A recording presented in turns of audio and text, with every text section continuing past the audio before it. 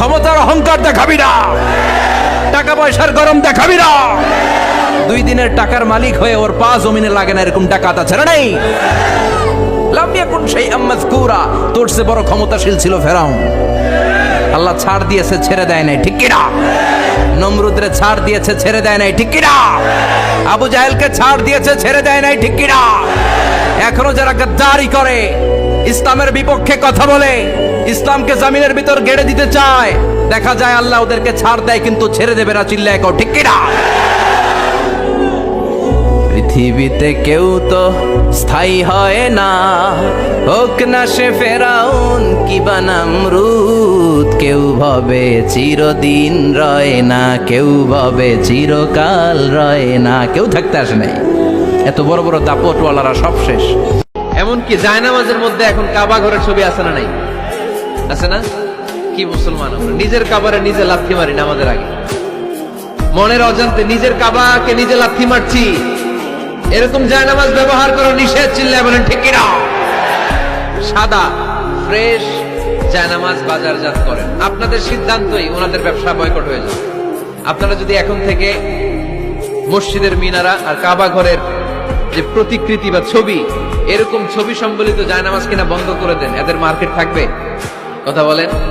কালকে থেকে আমরা জায়নামাজ কেনার সময় ফ্রেশ জায়নামাজ কিনব। কোন মসজিদ, কোন মিনার, আমাদের কাবা ঘরের ছবি সম্বলিত কোন জায়নামাজ কিনা যাবে? আওয়াজ করে বলেন যাবে? যাবে না। এগুলো হচ্ছে মসজিদের আদাব, এগুলো রক্ষা করে মসজিদে ঢোকার দরকার আছে না নাই? সব সময় আল্লাহর কাছে এই দোয়াটা যেন আমরা করি, আল্লাহ কিয়ামতের দিন তুমি আমার হিসাব নিও না, আল্লাহ তুমি আমার বিচার বসিও না, আল্লাহ তুমি দয়া করে আমারে মাফ করে দিও। আল্লাহ যার বিচার করবেন ও জাহান্নামে যাবে, আর যার বিচার করবেন না সে জান্নাতে যাবে।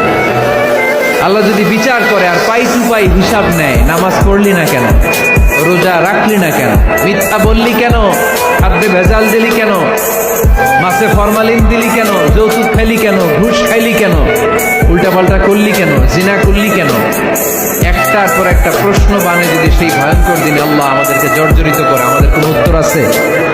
সেদিন আমাদের বাঁচার কোনো উপায় আছে? বুলেট প্রুফ গ্লাসের ভিতরে মুমূর্ষ রোগীকে রেখে রেখে তারা চেক করতে চেয়েছে আমেরিকান বিজ্ঞানীরা যে রুহু কোন দিক দিয়ে বের হয়। তারা ওজন করে দেখে মানুষ মরে গেলে কোন লাশের ওজন বেড়ে যায়, কোন লাশের ওজন কমে যায়। যেটাতে 2-1 কেজি কমে যায় তার অবাক, কিরা আগে ছিল 80 কেজি এখন হইছে 78 কেজি, তার মানে 2 কেজি না, এটাই রুহু। আর অক্সিজেন মাস্ক খুলে দিয়ে তারা দেখে যে লোকটা ছটফট করে কিভাবে মরে। তো বিজ্ঞানীদের সিস্টেম হচ্ছে যে কোনো একটা বিষয়ের উপর গবেষণা চালালে তারা পূর্ণাঙ্গ ডিসিশনে পৌঁছতে পারে না, তাদের অনেকগুলো মডিউল আনতে হয়। তারা আবার নমুনা আনলো আরেকটা, মুমূর্ষ রোগী, অক্সিজেন চেম্বার লাগানো, মাস্ক লাগানো, এটা খুলে ফেললে মরে যাবে। বুলেট প্রুফ করা গ্লাসের ভিতরে ঢুকিয়ে এটার ওজন মাপ, এটার ওজন 60 কেজি, এবার মাস্ক খোল, মাস্ক খুলছে ছটফট ছটফট করে, এটা শেষ, এবার মাপ দেখ, এবার মাইপা দেখা গেছে 63 কেজি। এক একটার এক এক সিস্টেম হইতেছে, কোনোটা কমে, কোনোটা বাড়ে, কোনোটা কিচ্ছু হয় না। সবাই কয় তাইলে আপনি রুহু পাইলেন কই? আগেরটা কম ছিল, মনে করছিলেন 2 কেজি কমছে, ওইটাই রুহু, এখন 3 কেজি বাইরে গেছে, মিলাইবেন কি দিয়া? আল্লাহ ডেকে বলে গোলাম কিয়ামত পর্যন্ত একটার পর একটা গবেষণা করতে পারবি, মাগার রুহু খুঁজে পাবি না। চিল্লায় বলেন ঠিক কি না? যে আমার উপর জুলুম করছে ওই বিচার আল্লাহ করবে। কে কি বললো ওটা দেখার দরকার নাই। কারো ব্যাপারে কোনো ক্ষোভ, কোনো তিক্ত অভিজ্ঞতা, জ্বালা যন্ত্রণা অন্তরে রাখবেন? রাখলে লাভ না লস? এটা আরো জ্বালা দিবে আমারে, এটা আরো ভেতর থেকে কষ্ট দিবে। It will burn me inside, ভিতরে জ্বালিয়ে পুড়িয়ে শেষ করে দিবে। এগুলো বয়ে বেড়াতে চাই না আমি সব মাফ করে দিতে চাই। চিল্লায় বলো ঠিক কিনা? আল্লাহর রহমত থেকে মুখ ফিরিয়ে নিও না। তিনি যে কত দয়ালু, তিনি যে তোমারে কত ভালোবাসে তুমি জানোই না। আমি আমাকে যত বেশি ভালোবাসি তার চেয়েও আমাকে বেশি ভালোবাসে কে? সবাই বলে নাই, বুঝতে পারে নাই বোধহয়। আমি আমাকে যত বেশি ভালোবাসি তার চেয়েও আমাকে বেশি ভালোবাসে কে?